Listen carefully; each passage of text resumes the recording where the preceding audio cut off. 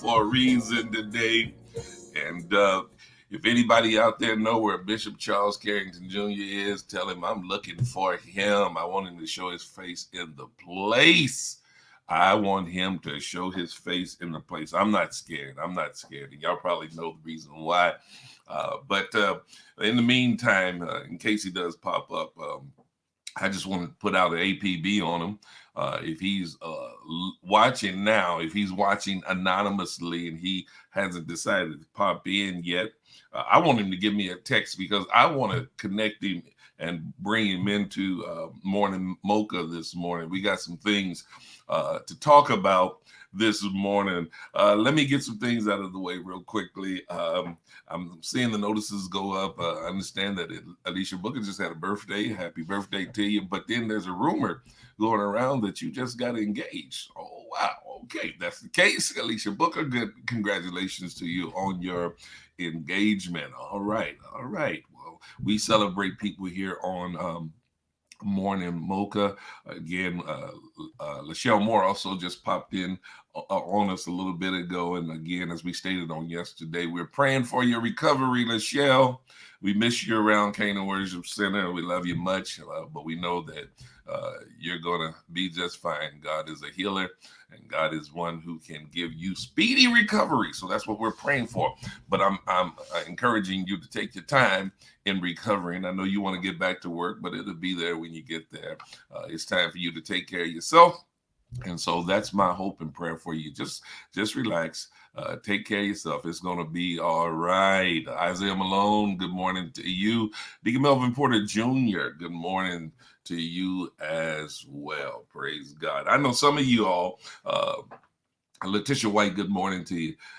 Some of us, a lot of us, probably most of us that are on here this morning, particularly those that are Chiefs fan, are waking up with a hangover this morning. I'm not saying because you've been drinking. No, that's not what I'm saying. I'm saying because there was so much excitement and roller coaster moments in that last night Chiefs loss. Yeah, I regrettably say that it was a loss to the Baltimore Ravens. And, I watched them celebrate as they finally got a win. They finally got a win over the Kansas City Chiefs. And, man, they celebrated like they had just won the Super Bowl. And you almost can't blame them seeing the number of times that Kansas City has sent them home with their heads hung down, with their wings clipped. Send them back home, and they with disappointment. And so you can't blame them when you beat a team like the Kansas City Chiefs with a person like Patrick Mahomes at the helm of the team. Yeah, you're gonna celebrate when you get that victory. Now, I want you all to know, Letitia White, you say y'all lost, Bishop. Man, that's treasonous. That's a treasonous statement for you to make. Seeing that you're on a Kansas City Chiefs network right now. Eric Smith, good morning to you. What do you mean y'all lost? Last I checked that you were a Kansas City citizen. You might as well join in on this thing. I don't understand these people who can't root for their own home team. That's just like being in a family and loving somebody else's family more than you love your own family. Oh, she says she's I'm a Royals fan too, but their season is over. Thank you very much. It's over. Yes, they're still playing games, but they're not going to the playoffs or anything of that nature. It is over. Come on, Letitia, keep up with the times. It's football season now. We're in the football season. We're trying to get ourselves prepared and primed to go back to a third Super Bowl in a row. I would love to see that happen. But I tell you what, I'm going to be first to tell everyone I was very, very, very disappointed with that loss. And please understand, y'all, while I'm calling out Bishop Carrington, know that I've already raked him over the coals a little bit last night. We spoke for a while. We spoke somewhat briefly last night after after the game was over. And he tried to tried to pretend as though he was being gracious in his victory while he gave or bellowed out this very mocking laughter as though he was mocking me. But see, the reason why I played this song this morning, that song Joy by Eric Commons and the Ministry, is because nothing's going to steal my joy. It's only one loss. And I said to him on last night, it's not how you start the season that's so important, but how you finish the season. That's what's so important. And believe it or not, I'm gonna give you some very, very inspirational tips that will help you even in life while dealing through times such as the loss that we suffered last night as football fans and all of that kind of thing. You know, I'm going to give you some things that you can apply to life. Good morning, Alita McQuarrie. God bless you. I learn lessons from just about anything that I get engaged in. I try to find lessons in anything that I do. As a matter of fact, most of the time, if I don't think that I can learn something from it, I'm likely not going to be interested in it. I'm always trying to develop myself, improve myself, learn whatever it is I can learn from just about any situation. And believe it or not, there are lessons in losing. Now, some of you, this might go totally against your grain of what you've been indoctrinated with growing up. Of course, no one loves to lose. No one enjoys losing.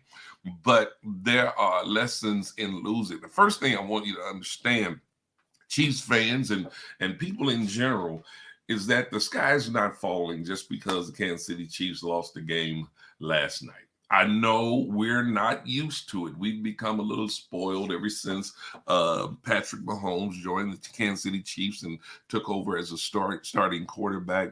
We're not used to losing at all. As a matter of fact, believe it or not, since Patrick Mahomes has been quarterback of the Kansas City Chiefs, since he's been the starting quarterback of the Kansas City Chiefs, last night was the first loss he's ever suffered in September. The first time the team has lost in the month of September over all these last, 4 years that he's been starting quarterback of the Kansas City Chiefs.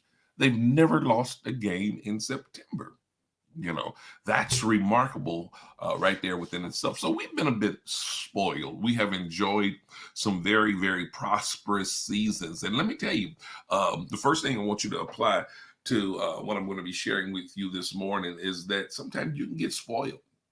You can become very spoiled after experiencing a certain situation, especially if you have deemed that situation to be a perfect situation. You can become spoiled by those situations. So again, while we didn't like that loss at all, and especially by the fact that it was just a 1 point loss, 1 point. Now, I tried last night when I was talking to Bishop Carrington.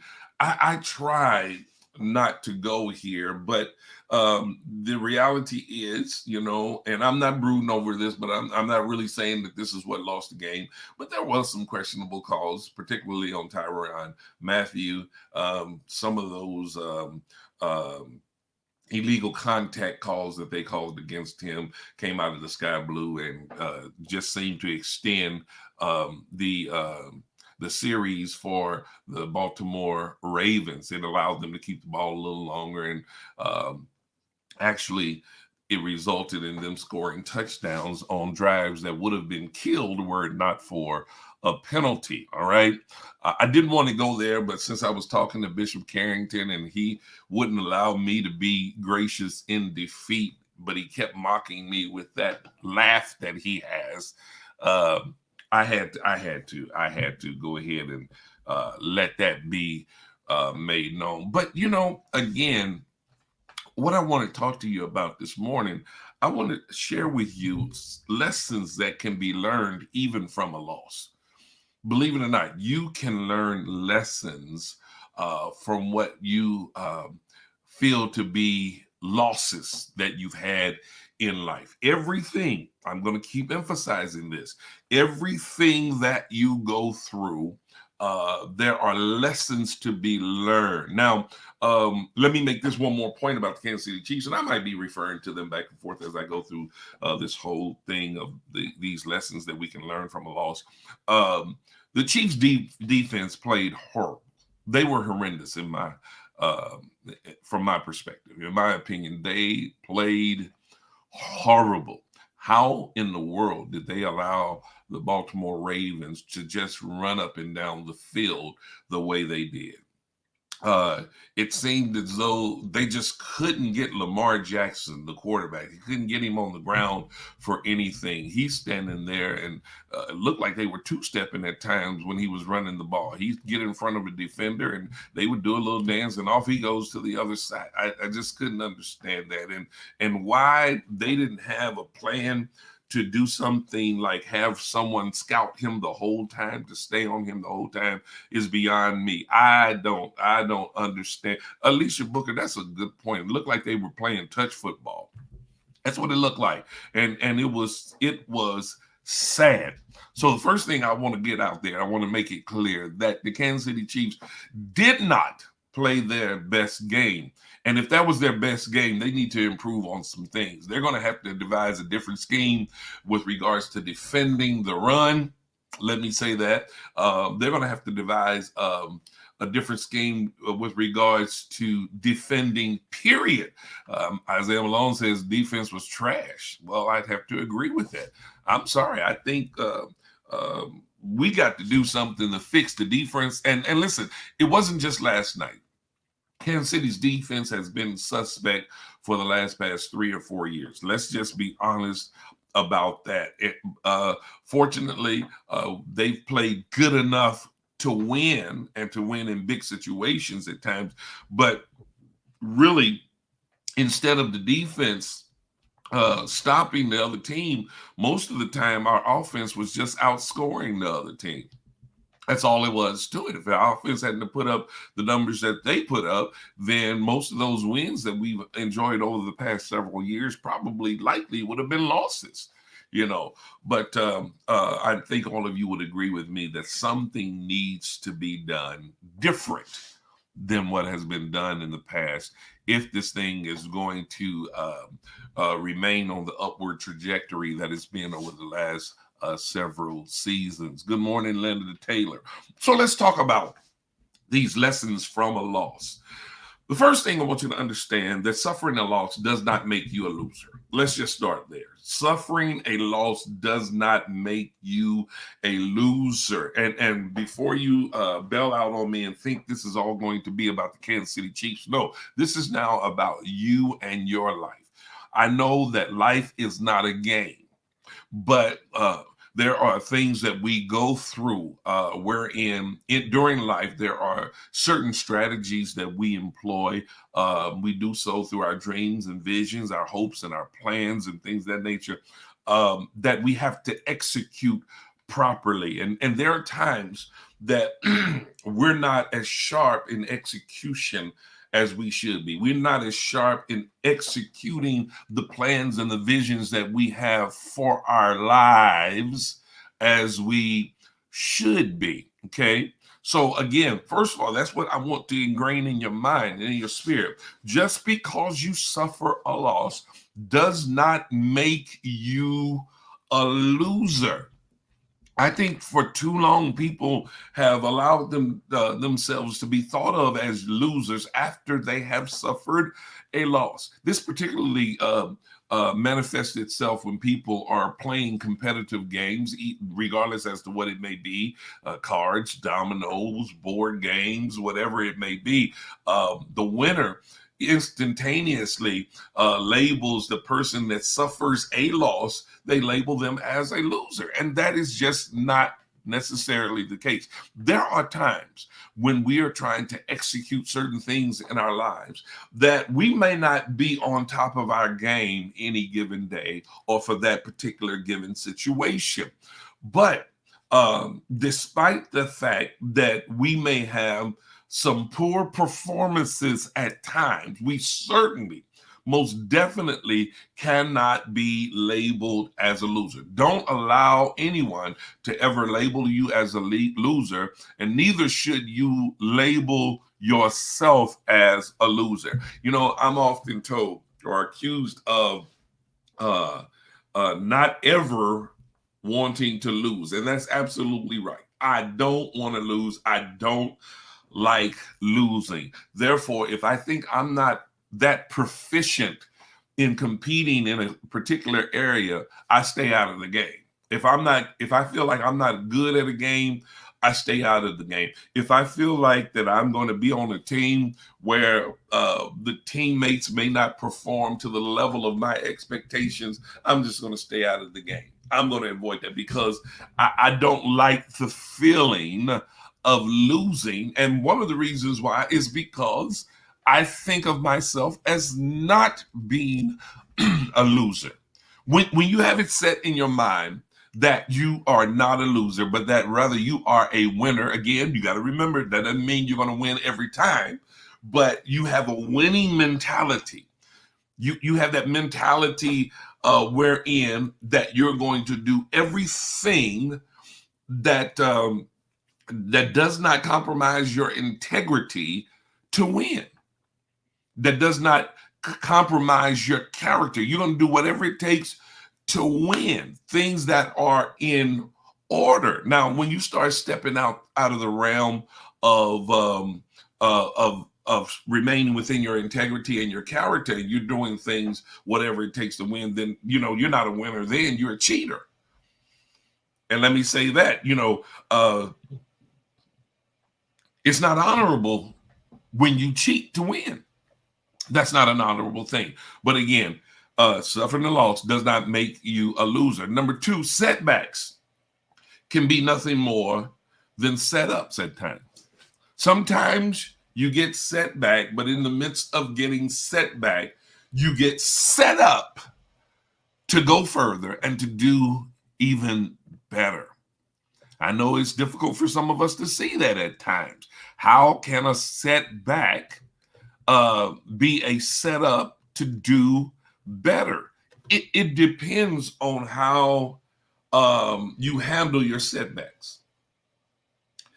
It depends on your perception of your setback.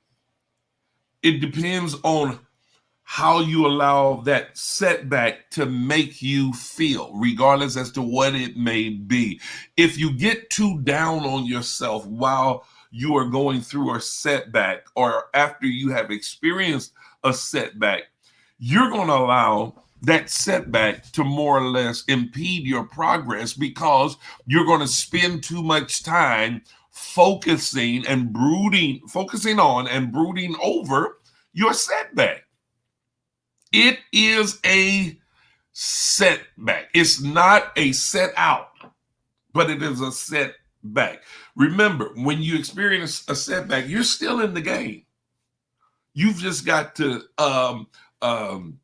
continue to move forward with your plan. Continue to execute the plan. Now, I'm telling you, this is good stuff right here for successful living. It really, really is. And I'm too bad that some of the people chose not to come on this morning. Some of them came on and probably checked out because of the fact they heard me talking about the Chiefs and they thought this whole session was going to be about the Chiefs. But no, it's more about living your life. You got to have the right mindset when you experience adversity. That's how people get through adversity, is having the right mindset. I'm not going to let this get me down. My world is not crumbling beneath me. Life isn't over. The sky isn't falling. But let me look at this situation. Let me examine this situation. Let me see what I can learn from this situation. Let me discover the positive takeaways from this messed up situation that I may be experiencing right now. It may not be all good, as we often want to say, but neither is it all bad. That's what you got to understand. There is something good in everything we experience in life. The third lesson I think that many of us need to learn, watch this now, is that constant winning can cause complacency. When you're winning all the time and it seems like that all you got to do is show up and you become a winner. You don't have to worry about executing. You just show up and you think that you're going to win in every situation. The reason why you feel that way is because you've won so much, you've become so used to winning. Now the spirit of complacency has set in. Again, let me throw the Chiefs back in here. Makes me wonder, do they at times feel as though that just because they walk out on the field in those red and white uniforms with that arrow on the side of their helmets, that people are going to become immediately intimidated and not give their peak effort and peak performance? Do they think that just because they walked out on the field that they're automatically going to be winners, that they're going to come out on the winning side of that competition that given day? Is that what they're starting to think? Are they starting to believe their own press too much? Are they getting so caught up with the compliments and the accolades that they hear from the national media? Are they getting so caught up in that they are developing a complacent mindset? Now, some of you might say, well, Bishop, that's pretty hard. Well, it might be pretty hard to some degree, but it's something that each of us need to consider, even while we are experiencing success in life. One of the reasons why many companies who have experienced great success at some point collapse and close is because they became too comfortable in their success, and that complacent mindset set in. They began to rest on their laurels. They became too confident in the status quo. And before they knew it, they looked up and they had become an irrelevant institution. I don't mean to pick on anybody, but think about this. I can remember when Sears Roebuck and Company was one of the largest, most successful retailers in the nation. And where is Sears Roebuck and Company today? Where are they? I'm not even sure. They have a major facility anymore. They went from having these large department stores. One of the most famous landmarks, I believe, in Chicago was Sears Towers. That building, but where are they today? You hardly hear anything about Sears. And I believe it's because they stopped being innovative. They began to rest on their laurels. And look what they got. Look what it got them. They were a winning company for a long time. But winning may have caused them to become complacent. Every now and then, you need to purposely shake up some things. Regardless as to how well some things may be going in your life, in your situation, in your business, every now and then, you need to shake up some things for the sake of just shaking up some things. It is good to periodically go back and reassess some things, review some things. How is this going? What direction are we headed in? Yeah, we've been doing good for a long time, but is this success sustainable if we stay on the same trajectory that we're on right now? If we keep doing what we've been doing in the past, if we rest on our laurels, if we remain comfortable with the status quo, will we be able to sustain this success? And people are not willing to ask those hard questions. Take the church For example, some of the denominational churches in particular, and I'm not going to call any denominational name because I believe what I'm about to say is somewhat applicable to just about every denomination. One of the problems is certain denominations experienced great success in the 60s, the 70s, and even the 80s. But they didn't recognize the signs that things were changing in the 90s and at the turn of the century, 2000, you know? And even though they may have recognized or acknowledged that things were changing, they didn't bother to make any adjustments themselves. It's sad, but there are denominations that are doing what they did back in the 60s and expecting the same results they got back then. The problem is people have changed. Society has changed. Technology has changed. All of that has changed. And when those things are changing all around you, at some point, you're going to have to do some changing if you're going to become a winner. One of the reasons why Kansas City went from being a mediocre football team to an elite football team was when Andy Reid was hired as the head coach here. He totally changed the mindset of the organization. When Clark Hunt took over as the CEO of the Kansas City Chiefs, the team he placed around him was a team that thought much more progressively than the preceding team of managers around it. They started to become a little bit more innovative. They started doing the things that would put them in a better position as an organization. And it called for them to blow up some things. It called for them to change some things. It called for them to get rid of some pieces while bringing in new pieces. They did something incredible when they went and drafted Patrick Mahomes while having Alex Smith on the team at the time. Now, Alex Smith wasn't a loser, but he just wasn't capable of doing enough to get the Kansas City Chiefs over the hump. If they had been satisfied with just having winning seasons, then Alex Smith would have remained the quarterback because they would have been okay with mediocrity. But once they discovered Patrick Mahomes, oh yeah, they wanted to be kind and may have even considered being loyal to Alex Smith.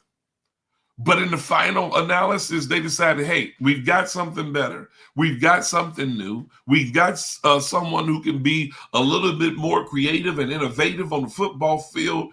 Alex, we love you. But after this season, after allowing this young man to sit there and observe you and learn a few things from you, we're going to move you out, move him in, and we're going to move to the next chapter of this football team. Forget about the complacency thing. As comfortable as we may feel in our complacency, that comfort zone could ultimately destroy us. It could destroy you. You remaining, it could cause your business, whatever it may be, your success, to totally crumble beneath your feet.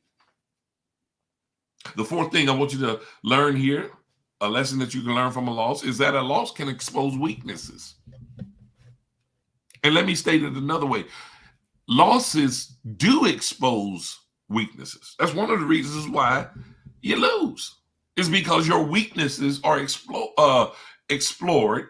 And once your opponent explores your weaknesses, then they wound up exploiting your weakness. That's what happened in that game last night. This is not just all about the game, but this is about your life. The Baltimore Ravens exposed the weakness of the Kansas City Chiefs, then exploited the weakness of the Kansas City Chiefs, and ultimately defeated the Kansas City Chiefs. Now, you can call it luck. You can state, as I stated earlier, that there were a few questionable calls. Yeah, but the reality is at the end of the game, the scoreboard reflected that the Baltimore Ravens had scored more points than the Kansas City Chiefs. And that's simply because the Chiefs could not stop the Ravens. We can talk about the fumble on the last drive that would have ultimately put the Kansas City Chiefs in the position to score. As a matter of fact, when Edwards-Helaire fumbled that ball, the Chiefs were already in field goal range. It was more so a matter of running out the clock. And why that young man didn't have two hands on the ball in that kind of crowd is beyond me. But in that one moment, that one play where that ball was punched out of his arms, out of his hand, and that ball hit the ground, and the Baltimore Ravens recovered that fumble, that more or less sealed the fate. See, Kansas City really had two weaknesses that was exploited last night by the Ravens. Number one, they couldn't stop the run. But number two, they didn't have that effective of a running game either. Let's just be honest about that. Kansas City more or less remained in that game because of the arm of Patrick Mahomes. But that's what a loss can do. A loss can expose weaknesses. Lesson number 5. Overconfidence can be a setup for future failure. Think about that. Oh, yeah, we got this. We the number one team in the NFL. Yeah, I got this. I got it going on. No one's got it going on like I do. Yeah. And every time I show up, I'm going to win because that's who I am.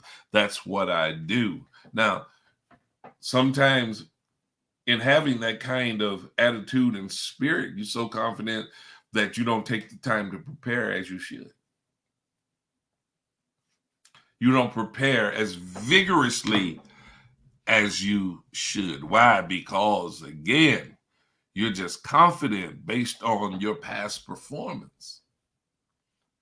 You know, and please understand that past performance is not necessarily indicative of future results. Just because you've won in the past doing certain things doesn't mean you'll continue to win by doing the same thing. So becoming overconfident can and often does set you up for future failure. Let that sink in for a little bit. Number 6, and I want you all to sure enough grab this one. Learn this lesson, that every loss is not critical. That loss last night wasn't that critical.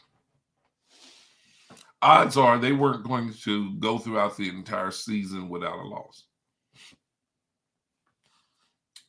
Now, it's been said, I've heard people say it on so many occasions, that you can't win them all. How many times have you heard that? Well, here's what I say to that.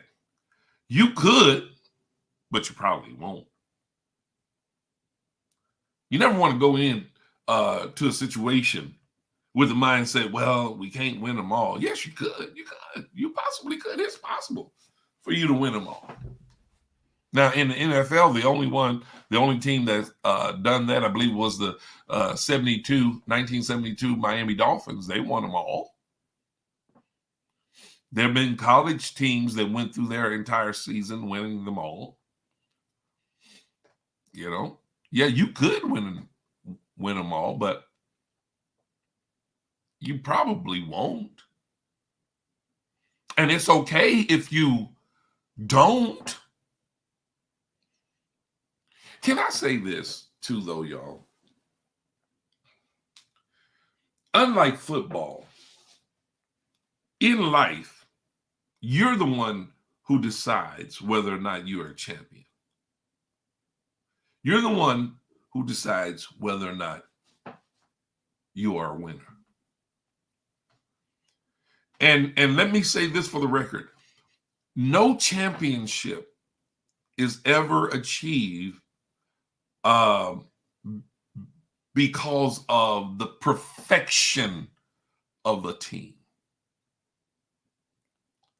As a matter of fact, most of the times, the coaches that receive accolades of praise, the coaches that are coaching winning teams, and the coaches that coach championship teams, one of the things that I've heard a great deal about coaches like that, that they are praised for their ability to make adjustments during critical times.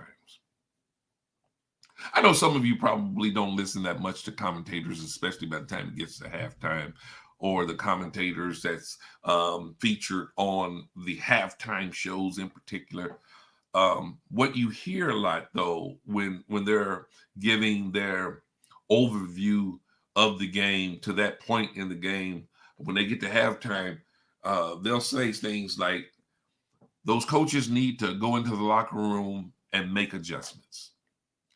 What we're going to look for in the second half of this game, if a certain team is losing or getting beat very bad, we're going to look to see if the losing team is going to make any adjustments, or that team that's having struggles in a particular area. We're going to see if they're going to have the ability to make the necessary adjustments to get this game turned around. You got to make adjustments. Every loss is not critical so long as you're willing to make adjustments. Lesson number 7 is a loss becomes a win when there are lessons learned.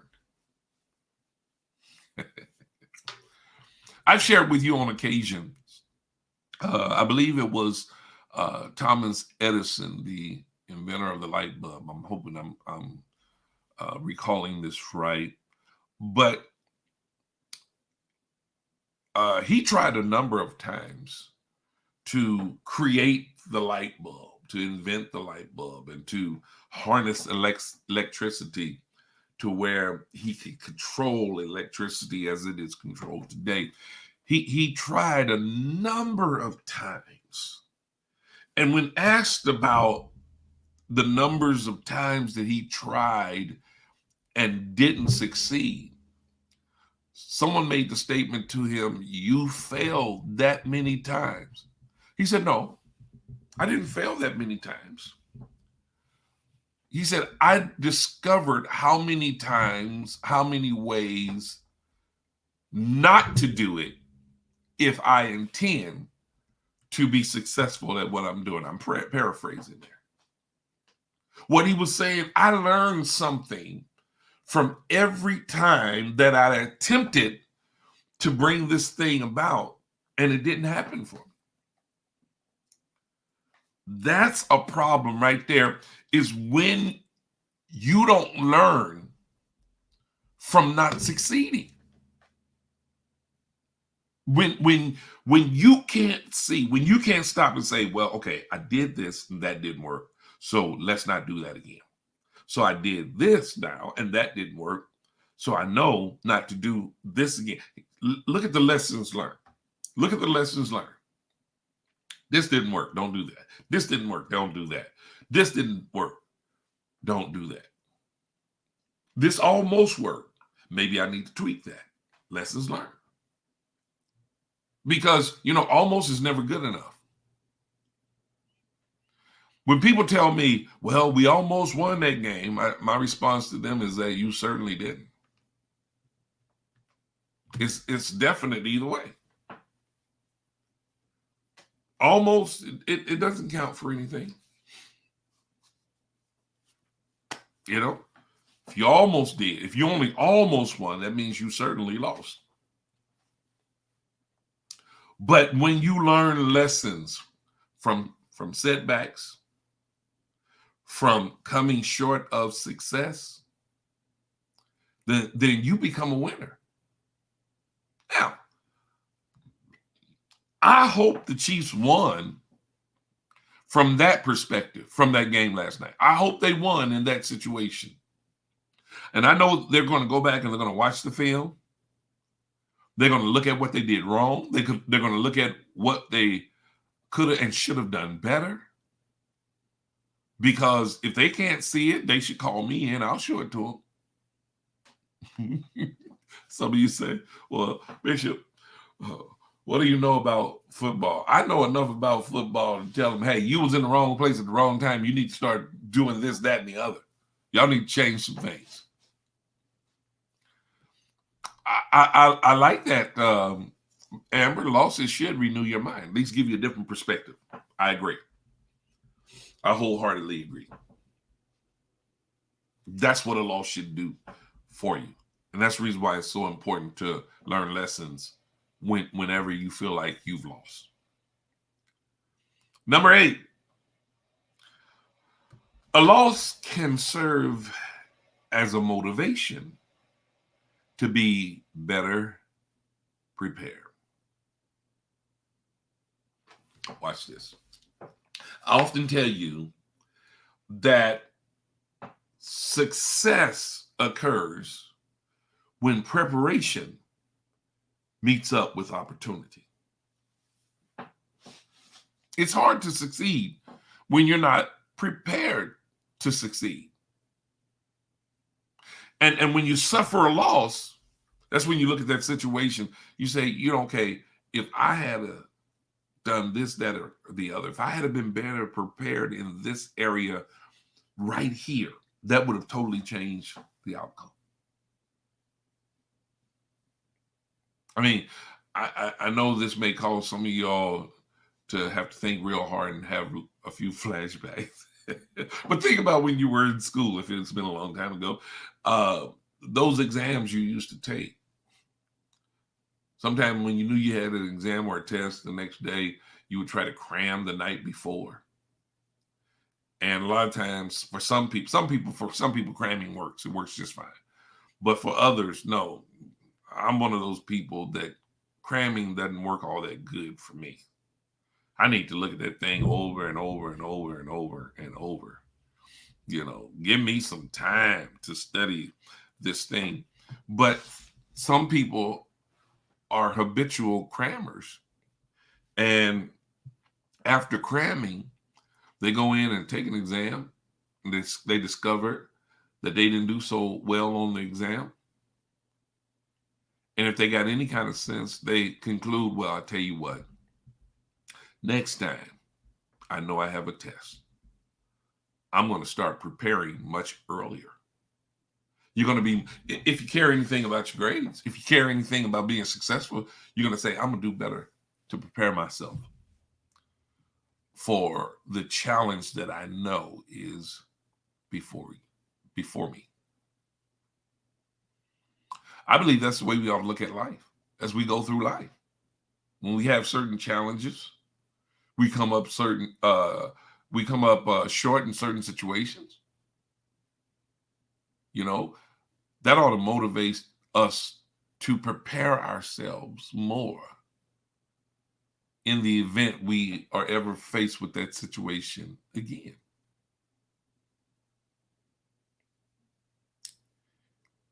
A loss can be the motivation to be better prepared. And then finally, here's a lesson that you should learn from every loss.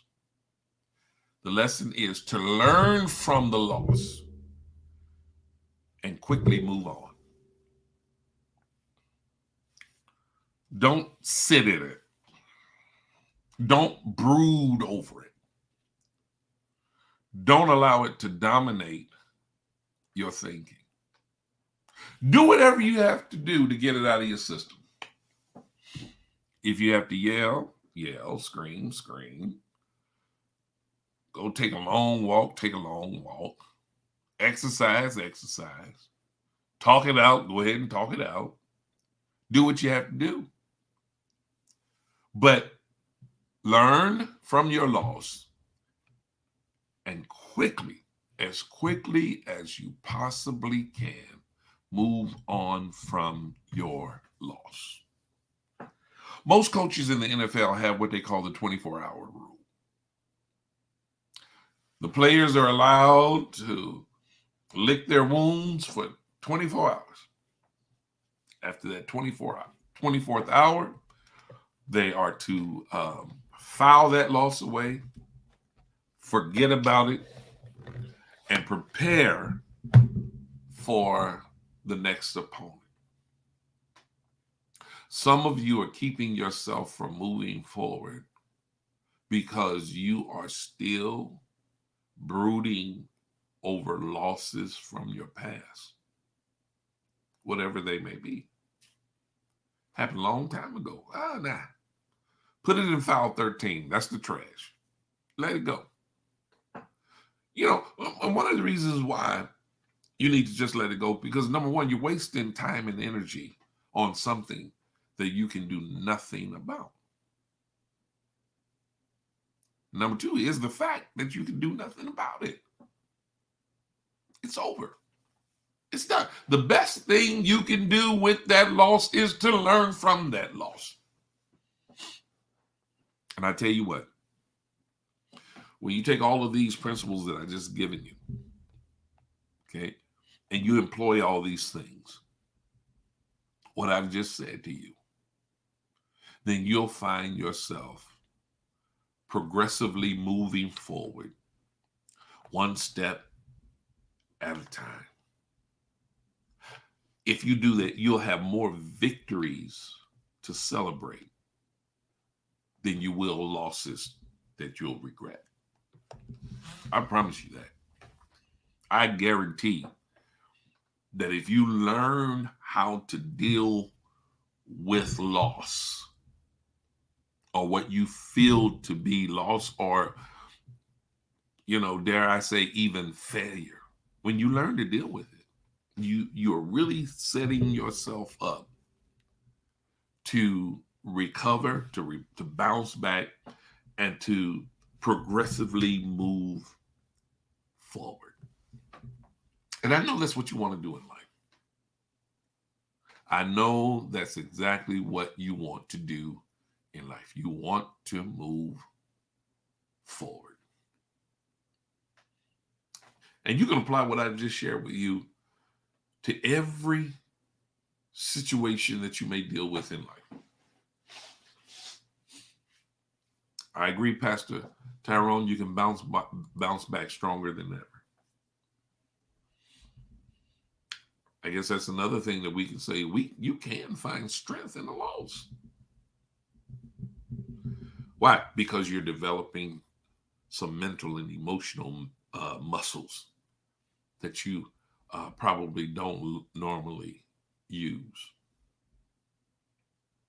Well, that's it for me today. That's all I have.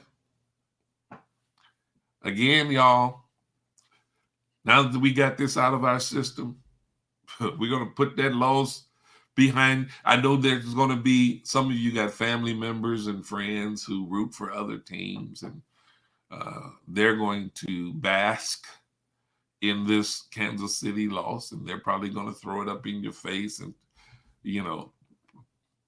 let them get what they have to say out and then say, okay, now that's old news. We're moving on. Let's see where we are at the end of the season. Yeah. See, the ultimate goal for this whole entire season, and you got to look at the big picture, is to make sure that the Kansas City Chiefs are the last ones to win a game in this 2021 season. They want to be the last football team to win the last game of the entire season. And if they do that, then they'll find themselves hoisting up that Lombardi trophy at the end of the season. Yep, they're going to have some ups. They're probably going to have some downs. They're going to have some setbacks and relapses. But if they can be the ones standing on that stage and hoisting that Lombardi trophy at the end of the season, to a man, they will all tell you it's been worth it all. Apply that to your life. Whatever you go through, fight through it, make the adjustments, continue to move forward. And at the end of it all, you'll be able to say it was worth it all. I love y'all. God bless you so much. Before I sign off today, I want to encourage you, get my books. Spiritual Storm Chasers and Between the Rock and the Heavenly Place. They are available. You can either order them through my website. Now, Rock in the Heavenly Place, my website is the only place that you can get this book right now. We should be changing that pretty soon. We're hoping to get that changed pretty soon. But Spiritual Storm Chasers, it's available through my website. It's available through Amazon, but it'll really bless me. Now, y'all say y'all love me. Y'all say y'all appreciate what I do here each and every day. And listen, I want y'all to know this is not easy.